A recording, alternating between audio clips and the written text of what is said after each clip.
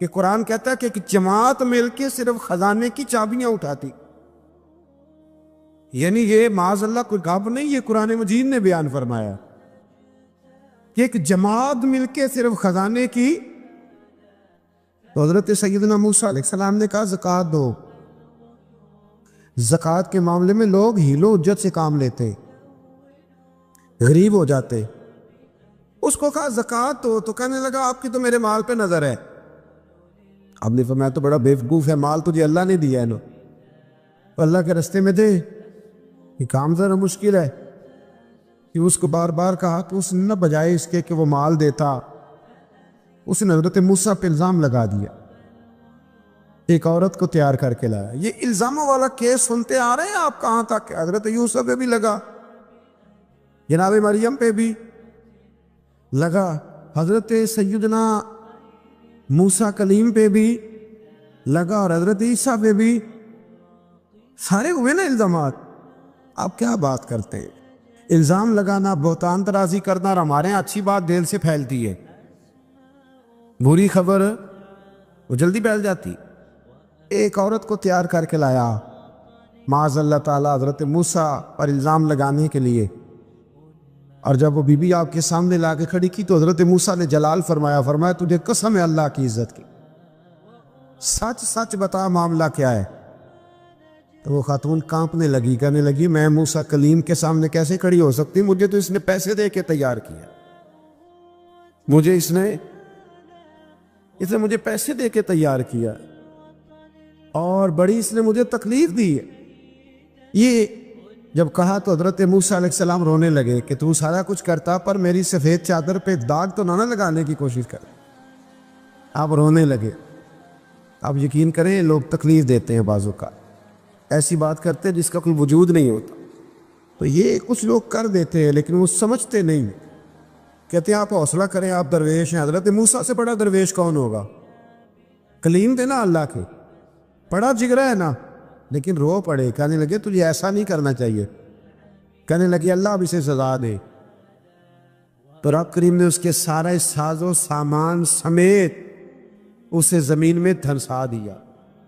وہ زمین میں غرق ہو گیا اپنے خزانے سمیت. امام اعظم ابو حنیفہ رحمۃ اللہ تعالی علیہ کچھ لوگ حسد کرنے لگے تو ایک عورت ایک دفعہ آ گئی، کہنے لگی کوئی مسئلہ پوچھنا ہے. یہ بڑا کٹھن سا معاملہ ہوتا ہے، جو آدمی جو کام کر رہا ہوتا ہے وہی روپ دھار لیتے. مسئلہ کچھ نہیں، اندر آئی تو باہر سے شور ہو گیا. لوگ آ گئے، کوتوال کو بلا لیا، معاذ اللہ امام صاحب کے پاس بی بی ہے، جیل میں لے گئے، سویرے فیصلہ کریں گے. رات کو ساری رات امام اعظم نے نماز پڑھی، ساری رات، اور کہنے لگے اللہ اب تو میں بوڑھا ہو گیا، اس حال میں اب ان سوالوں کا جواب دوں گا. وہ عورت بھی ساتھ بند تھی. اس عمر میں ان سوالوں کے جواب یار بڑا مشکل ہوتا ہے. اللہ اکبر. اس عمر میں امام صاحب رو رہے تھے تو اس عورت کا دل نرم ہو گیا. امام صاحب سے کہنے لگی مجھے غلطی ہو گئی، میں نے پیسے کسی سے پکڑ لیے تھے. حضور آپ تو اللہ کے نیک بندے. امام صاحب کہنے لگے اب ایک نیکی کر، کوتوال سے کہہ کہ مجھے کوئی تکلیف ہے تو میں دوا کھا کے واپس آ جاؤں گا. تو وہ کوتوال تو پہلے ملا ہوا تھا، اس نے اس کو کہا کہ مجھے کوئی تکلیف ہے میں گھر جاتی ہوں، دوا کھا کے واپس. امام صاحب نے سمجھا دیا. وہ گئی تو جو برقع اس نے پہنا ہوا تھا نا، نقاب ساری عورتیں، وہ جا کے اس نے امام صاحب کی بیوی کو دیا. امام صاحب نے اس کو سمجھا کے بھیجا تھا. وہ برقع گھر لے گئی اور جا کے زوجہ کو ساری بات سنائی. وہ دوائی کھانے گھر چلی گئی اور زوجہ برقع پہن کے تھانے آ گئی. سویرے قاضی کے سامنے بھیج ہوئے تو کہنے لگا جی آپ اتنے بزرگ ہو کے عالم ہو کے بیوی کے ساتھ اکیلے. فرمایا میری بیوی ہے تو میں نے اکیلے ہی ہونا تھا اس کے ساتھ، اور کس نے ہونا تھا؟ جناب آپ کی بیوی. فرمایا بلاؤ میرے سسر کو، اور بلاؤ محلے کی 10-12 عورتوں کو بھی دیکھ لے. انہوں نے دیکھا تو امام صاحب کی بیوی نکل آئی. وہ جتنے تھے نا الزام لگانے والے وہ اب غور سے دیکھ رہے تھے. تو ایک کہنے لگا امام صاحب سے یہ کیا ہوا؟ فرمایا قرآن ہے وَتُعِزُّ مَن تَشَاءُ وَتُذِلُّ مَن تَشَاءُ. یہ قرآن ہے، ہونا کیا تھا؟ رب نے اپنا وعدہ سچا کر کے دکھایا ہے. تو اس نے بھی الزام لگایا. پھر سزا یہ ملی کہ وہ ہمیشہ کے لیے زمین میں دھنستا. دولت کون دیتا ہے؟ اللہ دیتا ہے نا. تو اگر اللہ کہے تھوڑی سی واپس بھی کرو, بندیاں دے خرچے بات جاندے نے, تھوڑی سی واپس مانگ لے تو ہاتھ تنگ ہو جاتا ہے. کہ خاتون نے ایک دفعہ مجھے پیغام دیا تو میں بڑی اس کی بات سن کے مجھے عجیب لگا. وہ کہنے لگی کہ دوسری جگہ میری شادی ہوئی ہے, مجھے طلاق ہو گئی تھی, تو مجھے ایک تانا روز سننے کو ملتا ہے تو اتنی اچھی ہوتی تو وہاں نہ رہ لیتی. تو بھئی یہ کوئی تانے والی بات ہے؟ وہ ضروری ہے کہ بیوی غلط ہوتی ہے تو طلاق ہوتی ہے؟ اللہ کے محبوب علیہ السلام کی 2 صاحبزادیوں کو ابو لہب کے 2 بیٹوں نے طلاق بھیج دی تھی. کس کی غلطی تھی؟ تو آپ کیا کہہ سکتے ہیں یہاں کیوں طلاق؟ تو اتنی جلدی بات تھوڑی کر دیں گے آپ, تھوڑی احتیاط فرمائیں بولنے. حضرت عبداللہ ابن عباس فرماتے ہیں میرے نبی پاک علیہ السلام نے میری تربیت فرمائی, اور محبوب پاک علیہ السلام نے فرمایا عبداللہ یاد رکھنا, یہ نوجوان دوست میری بات لکھ لیں, پریشان لوگ میری بات لکھ لیں, جن کے پاس قوت فیصلہ نہیں وہ اس بات کو لکھ لیں. حضرت عبداللہ ابن عباس فرماتے ہیں میرے نبی پاک علیہ السلام نے مجھ سے فرمایا تھا عبداللہ سن, اگر ساری دنیا مل کے تیرا کوئی نفع کرنا چاہے کر نہیں سکتی جب تک میرے رب کی رضا نہ ہو. اور فرمایا ساری دنیا مل کے تیرا کچھ بگاڑنا چاہے تو عبداللہ بگاڑ نہیں سکتی جب تک رب کریم کی حکمت کا تقاضا نہ ہو. لوگوں سے ڈرنا, لوگوں کی طرف دیکھنا, ماحول دیکھ کے اپنے راہ کا تعین کرنا, ہر بندے کے خیالات کے مطابق ڈھلنے کی کوشش کرنا, فلانا نہ ناراض ہو جائے, فلانا نہ ناراض ہو جائے, وہ جس نے ہونا ہو جائے, بس رب رسول ناراض نہ ہو. اپنی زندگی میں اپنے مالک کو مولا جان کے, بل اللہ مولاکم, اللہ تمہارا مولا ہے, وَهُوَ خَيْرُ النَّاصِرِينَ, وہ بہترین مددگار ہے. توجہ جب بھی کریں رب کی جانب کریں, اپنے دل کا قبلہ درست رکھیں, سوچوں کے زاویے سیدھے رکھیں. میرے بھائی مالک جب بندوبست کر دے نا, جب مالک بندوبست کر دے پھر ایسا بندوبست کرتا ہے کہ لوگوں کے پاس نا چارہ نہیں رہتا. حضرت مریم رضی اللہ تعالی عنہا پاک باز تھی, مسجد میں رہی تھی, پر مالک کی حکمت کے تقاضے بڑے عجیب ہے نا. پھر جناب مریم کو اللہ تعالیٰ نے بغیر شوہر کی اولاد عطا کر دی. یہ بات یہ ایسی تھی, کسی نے کہا تھا کہ مخلوق تو فنکار ہے اس درجہ کے پل بھر میں سنگے در کعبہ سے بھی اصنام تراشے, تم کون ہو کیا چیز ہے داغے کبابی, لوگوں نے تو مریم پہ بھی الزام تراشے. تو لوگوں نے کہا کدھر سے لے آئی بچہ, تیرا باپ تو ایسا نہیں تھا, کہاں سے لے آئی؟ اللہ کرے میں آپ کو سمجھا سکوں, ذرا اپنے آپ کو وہاں کھڑا کریں کہ ایک پاک باز عورت, پاک باپ کی بیٹی, طیب ماں کی بیٹی, اور اللہ کے گھر میں پرورش پانے والی خاتون, ایک وہ وقت اور ایک یہ وقت کہ اس عورت کو کٹہرے میں کھڑا کر کے پوچھا جا رہا ہے کہ معاذ اللہ تیری گود میں بچہ جائز نہیں ہے, کہاں سے لائی ہے؟ اب خود سے صفائیاں بندہ کتنی کو دے, کتنی کو وضاحتیں کرے. اور میں نے تو اپنی زندگی میں دیکھا ہے زیادہ وضاحت دینے والے کو بھی لوگ جھوٹا سمجھنے لگ جاتے ہیں, زیادہ وضاحت دینے پر بھی لوگ کمزوری کا اظہار سمجھتے ہیں کہ کمزور پڑ گئے. آپ صلح کی کوشش کرتے ہیں, سامنے والا بزدل سمجھ لیتا ہے. زیادہ وضاحتیں بھی کمزور کر دیتی ہیں. اب حضرت مریم کو کٹہرے میں کھڑا کر کے کہا بچہ کس کا ہے؟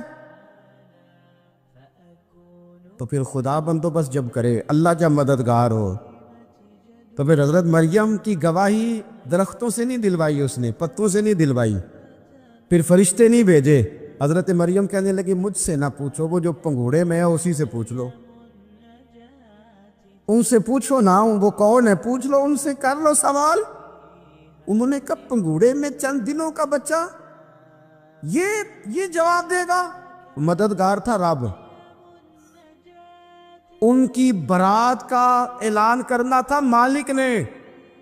اور جب مالک اعلان کر دے, جب مالک تیری صفائی دینا چاہے, جب مالک تجھے دنیا کے سامنے نکھارنا چاہے, تو پنگوڑے میں لیٹے حضرت عیسیٰ بول کے کہنے لگے انی عبداللہ, آتانی الکتاب، فرمایا میں اللہ کا بندہ ہوں، رب نے مجھے کتاب عطا کر کے نبی بنا کے دنیا میں بھیجا ہے، میں اللہ کا بندہ ہوں، کتاب لے کے آیا ہوں، نبی بن کے آیا ہوں۔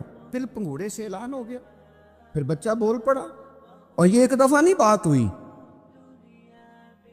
یہ بنی اسرائیل میں ایک جریج نام کے شخص بھی تھے جو نماز پڑھ رہے تھے، بعض نے لکھا ہے نفل نماز تھی، اماں نے پکارا تو آئے نہیں، تو ماں کے منہ سے نکل گیا تو اتنی دیر تک مرے گا نہیں جب تک کسی بے حیا عورت کا منہ نہ دیکھ لے۔ تو وہ عبادت گزار تھے، لیکن لوگوں نے ان کی عبادت، ریاضت، پرہیزگاری کو نہیں دیکھا، بس ایک عورت کو بھیج کے الزام لگوا دیا۔ وہ عورت آیا جایا کرتی تھی، اب آ جاتی ہیں عورتیں، مسئلہ پوچھنے کی نیت سے بھی آ جاتی ہیں۔ ماحول میں کچھ جگہ ایسی بھی ہیں جہاں عورتیں دم کرانے کے بہانے آ جاتی ہیں۔ وہ خاتون آتی جاتی تھی اس خانقاہ پہ، آستانے پہ، یہ بخاری میں موجود ہے، پر اس نے کہا میری گود میں جو بچہ ہے یہ انہی کا ہے۔ مجھے بتائے کیسے بندہ وضاحت دے؟ حالات خراب ہو گئے، لوگ کٹیا جلانے لگے، ماحول اور طرح کا بن گیا۔ میرے نبی پاک علیہ الصلوۃ والسلام فرماتے ہیں پھر اس رب کے بندے نے کہا مالک تو کریم ہے، تیری مشیت کا تقاضا آیا جو میری ماں نے جملے بولے تھے، اور اب میں وضاحت دینے کے قابل نہیں رہا، اب تو ہی کرم کرے گا تو دروازہ کھلے گا۔ تو وہ چند دنوں کا بچہ پنگوڑے میں بول کے کہنے لگا میں اس درویش کا نہیں، میں تو فلانے چرواہے کا بچہ ہوں، وہ جو بکریاں چراتا ہے۔ رب کی مدد کو پکاریں، اپنے ساتھ اپنے مالک کی مدد کو شامل کریں، تھوڑے رزق پر بھی گزارا اچھا ہونے لگ جائے گا۔ سارے لوگ آپ کو گرانے کی تدبیریں کر رہے ہوں گے اور مالک آپ کو عزتیں عطا فرما دے گا، اس کی بارگاہ سے حکمت کا تقاضا اور ہو جائے گا۔ ہم نے ساری زندگی لوگوں کو راضی کرنے میں گزار دی، ساری زندگی بڑھاپا آ گیا بچوں کو پالتے، اور بچوں نے آخری عمر میں کہہ دیا ابا اگر کوئی ڈھب کا کام کر لیتے تو آج ہمارے دن بھی پھر نہ جاتے۔ ساری زندگی گزار دی بہن بھائیوں کو راضی کرنے میں، ساری زندگی گزار دی ذمہ داریاں اٹھانے میں، ان کو 99 دفعہ دیا، ایک دفعہ نہیں دیا تو انہوں نے کہہ دیا تو نے تو کبھی دیا ہی نہیں، تو تھا ہی نہیں۔ ساری زندگی محلے داروں، علاقے والوں کو راضی کرنے میں گزار دی۔ اور میں نے ایسے لوگ بھی دیکھے دین کے لیے وقت گزارا، لیکن جب بڑھاپے میں دانت کام نہ کرتے تھے تو وقت کے مفتیوں کو بھی مسجدوں کی کمیٹیوں نے کہہ دیا اب آپ کی سمجھ نہیں آتی، ہم نے خطیب کو یور رکھنا ہے، نہ دیکھو دنیا کی طرف، دنیا رلا دیتی ہے، نہ راضی کرو بندوں کو، بندے تھکا دیتے، نہ پیچھے بھاگو ہر وقت دنیا داروں کے، یہ انسان کو کمزور کر دیتے ہیں۔ وہ تو کریم ہی بڑا ہے، 2 آنسو زمین پر بعد میں گرتے ہیں، بندے کے گناہ سارے پہلے معاف فرما دیتا ہے۔ اللہ کی مدد کا حصول، اپنے مالک کی مدد کی طرف بڑھنا، آپ کو بدر کی جنگ بھی یہی درس دے گی، آپ کو احد کا میدان بھی یہی سبق دے گا، فتح مکہ بھی یہی سبق دے گا۔ میرے دوستو جب رب مدد فرمائے، جب اللہ مددگار بنے، دوستوں سے ایک بات اکثر کرتا ہوں، میں کہتا ہوں کہ جتنے درد سے آپ امیر کو اپنی کہانی سناتے ہیں نا، اور جس طرح آپ کے آنسو بات کرنے سے پہلے گر جاتے ہیں کہ غریب ہیں، بچیاں ہیں، کاروبار نہیں، او میرے سنگیو، اس سے آدھے آنسو اپنے رب کی بارگاہ میں بکھیرو، اس کے حضور عرض گزار ہو جاؤ، اس سے طلب کرو۔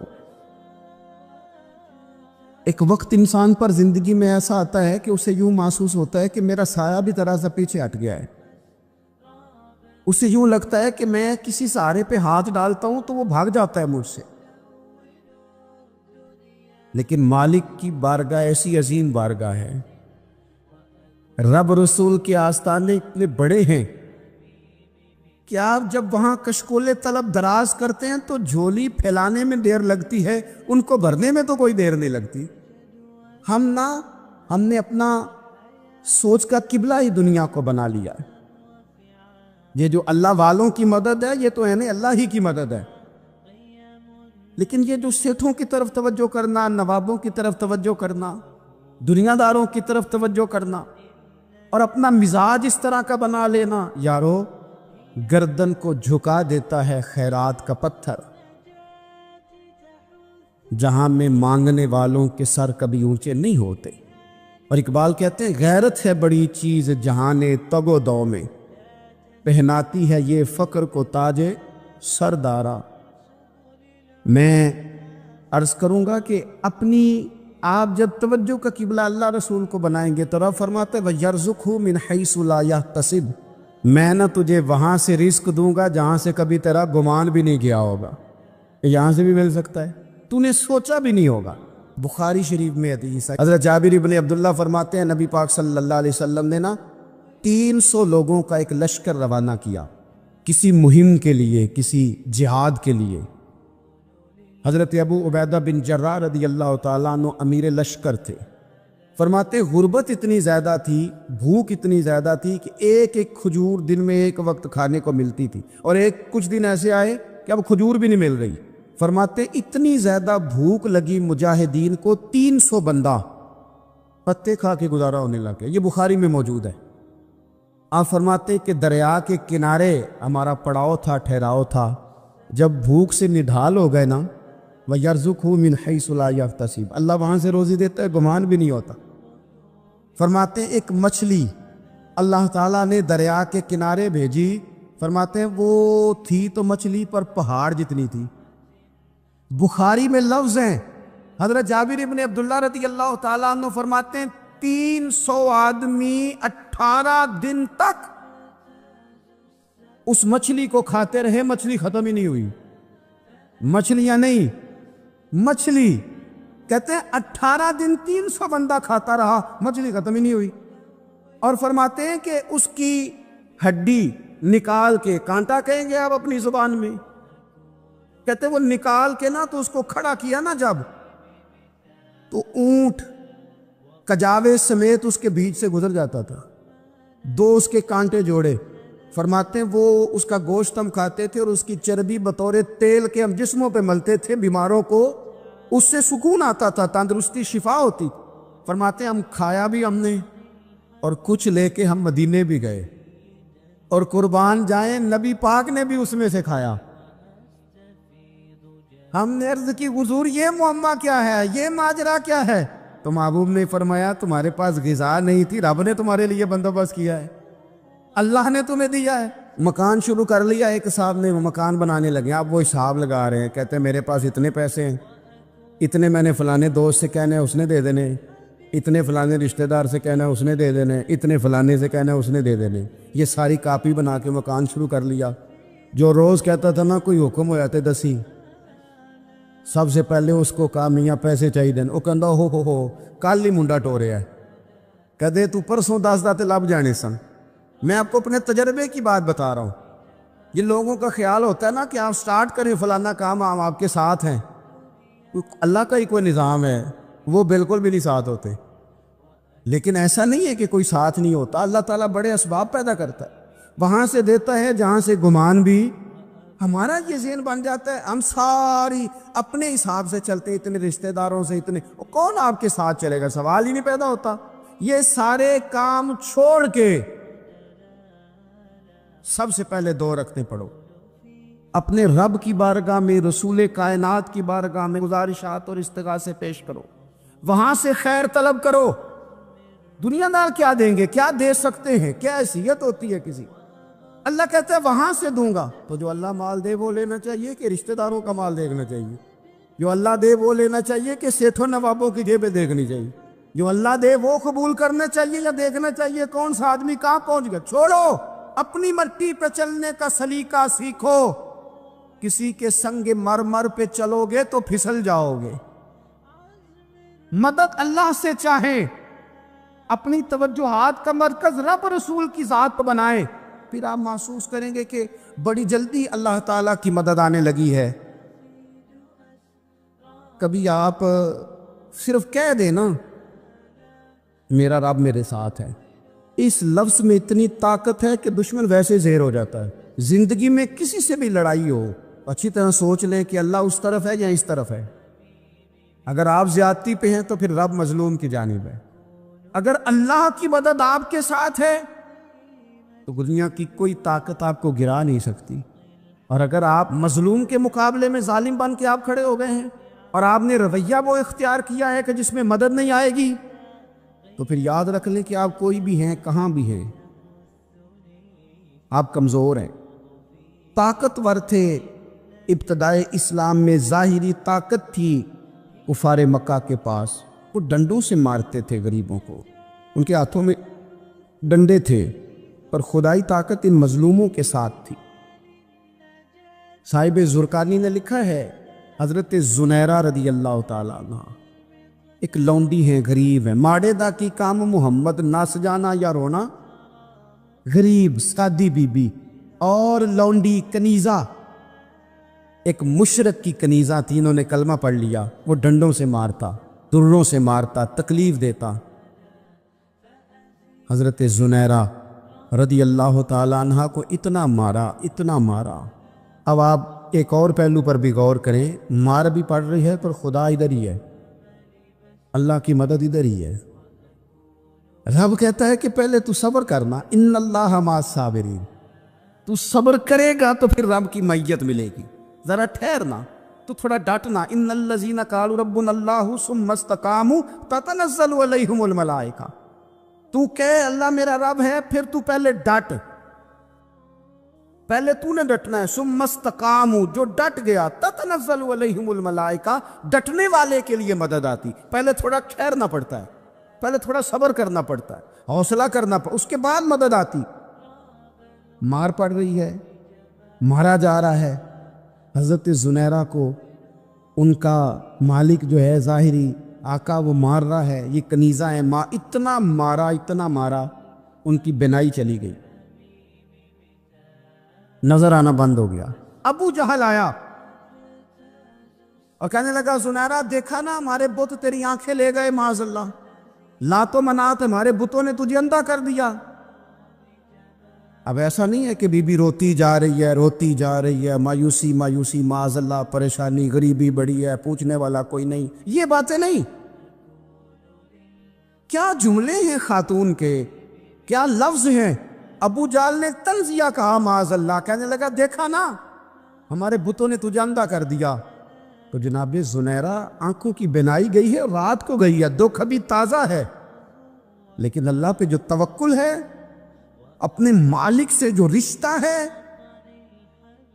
وہ اتنا مضبوط ہے، اتنا طاقتور ہے، اس میں اتنی گہرائی ہے کہ حضرت زنیرہ بول کے نا اتنی قوت سے بولی، اتنی طاقت سے بولی کہ پورے کفر پر لرزہ طاری ہو گیا۔ فرمانے لگی تمہارے بتوں کی کیا اوقات ہے کہ وہ میری بینائی لے جائیں، یہ میری رب کی حکمت کا تقاضا ہے۔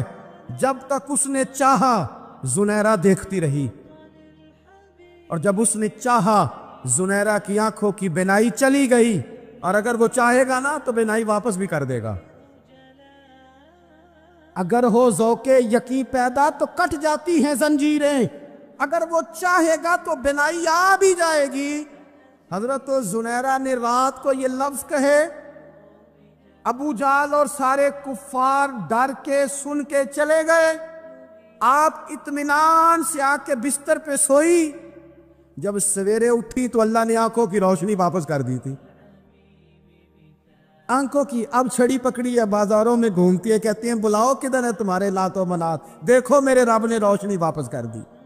آ کر میرے ساتھ ادھر آ، ستمگر ہنر آزمائے، تو تیر آزما ہم جگر آزمائے۔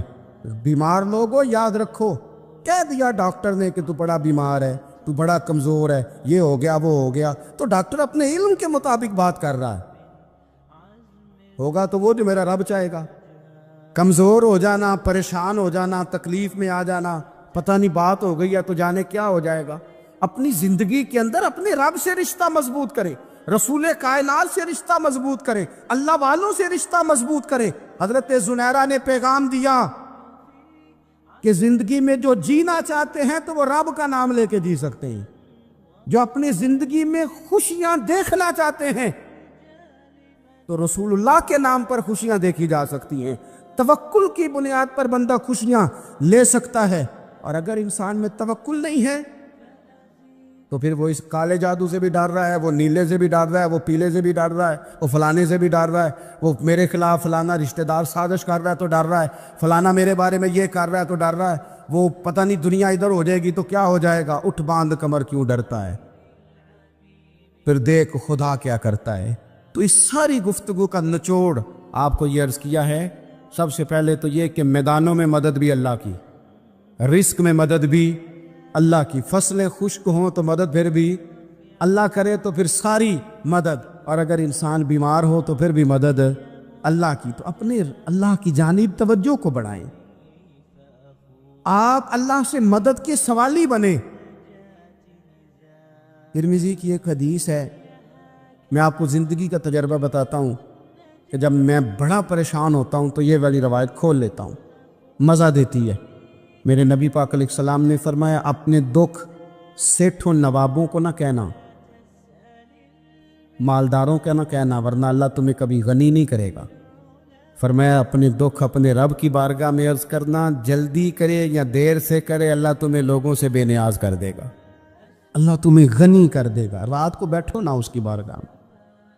امام غزالی سے کسی نے پوچھا تھا، امام غزالی سے، کہ حضور اللہ کا بندے سے راضی ہونا کمال ہے یا بندے کا اللہ سے راضی ہونا کمال ہے؟ تو امام غزالی مسکرائے، فرمانے لگے رب تو بڑا ہی مہربان ہے، وہ تو بڑی جلدی راضی ہو جاتا ہے، وہ تو مسجد میں آ کے توبہ کرے تو اللہ راضی، کسی یتیم کے سر پہ ہاتھ پھیرو تو اللہ راضی، وہ تو کسی اندھے کو رستہ دکھایا تو اللہ راضی ہو گیا، وہ تو طوائف نے کتے کو پانی پلایا تو اللہ۔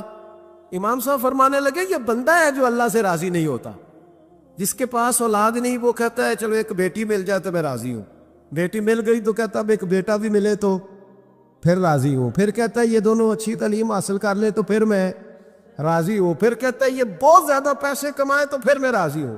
بہرحال راضی ہوتا، لیکن جو راضی ہو جاتا ہے نا، اللہ اکبر، جو اللہ سے راضی سکھی بڑا رہتا ہے، سکون میں بڑا رہتا ہے، مطمئن بڑا رہتا ہے، جو سمجھ لیتا ہے نا کہ جو میرے رب نے بہتر سمجھا وہ میرے اللہ نے مجھے۔ میں کبھی کبھی سوچتا ہوں کہ یار حضرت بلال حبشی نے کوئی عہدہ نہیں مانگا ساری زندگی، انہوں نے نہیں کہا مجھے بھی ایک صوبے کا گورنر بناؤ میری بھی خدمات ہے، مجھے بھی وزیر خزانہ بناؤ میرا بھی کچھ بنتا ہے۔ ایک دفعہ نہیں کہا سیدنا بلال حبشی رضی اللہ تعالیٰ عنہ نے کہ میری بھی کوئی ڈیوٹی ایسی ہونی چاہیے کہ مجھے چلو سپہ سالار ہی بنا دیا جائے۔ ساری زندگی مسجد میں جھاڑو دیا تو اسی پہ راضی رہے، ساری زندگی محبوب کے مہمانوں کا لنگر پکایا تو اسی پہ راضی رہے، ساری زندگی میرے محبوب علیہ السلام کے بچوں کی نوکری کی تو اسی پہ راضی رہے، راضی بالرضا رہے۔ حضرت سیدنا موسیٰ علیہ السلام نے عرض کی کوہ طور پہ جا کے، مولا میری قوم پوچھتی ہے کہ کوئی ایسا کام بتا جو ہم کریں تو ہم سے راضی ہو جائے۔ حضرت موسیٰ کی قوم کا خیال تھا کہ تہجد کا حکم آئے گا تو پڑھیں گے، صدقات کا حکم آئے گا تو دیں گے، جہاد کی بات ہوگی تو کریں گے۔ کچھ جو نیک لوگ تھے ان میں سے انہوں نے یہ پیغام دیا کہ مالک ہمیں بتائے کہ وہ کس کام پہ راضی ہوتا ہے، ہم وہ کام کریں تاکہ اللہ ہم سے راضی ہو جائے۔ حضرت موسیٰ کلیم کہتے میں نے عرض کی مولا میری قوم پوچھتی ہے کہ کون سا ایسا کام کریں کہ تو راضی ہو جائے، تو رب کریم نے ارشاد فرمایا موسیٰ کہتے میرا خیال تھا کوئی لسٹ ملے گی، لیکن مالک نے ایک جملہ کہا، ایک جملہ، اور تفسیروں کے دریا بہا دیے۔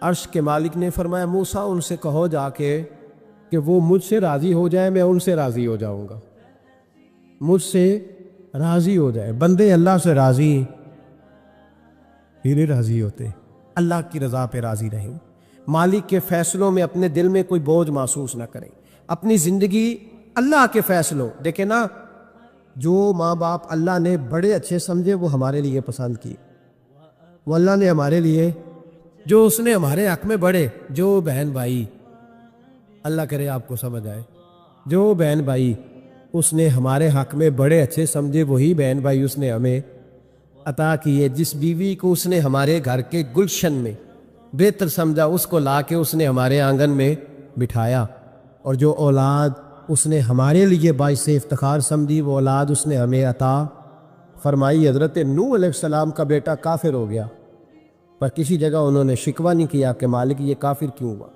اللہ کے قبضے میں ہے نا، دل پھیر سکتے ہیں نا، مقلب القلوب ہے، لیکن حضرت نوح نے دعا اللہ کی رضا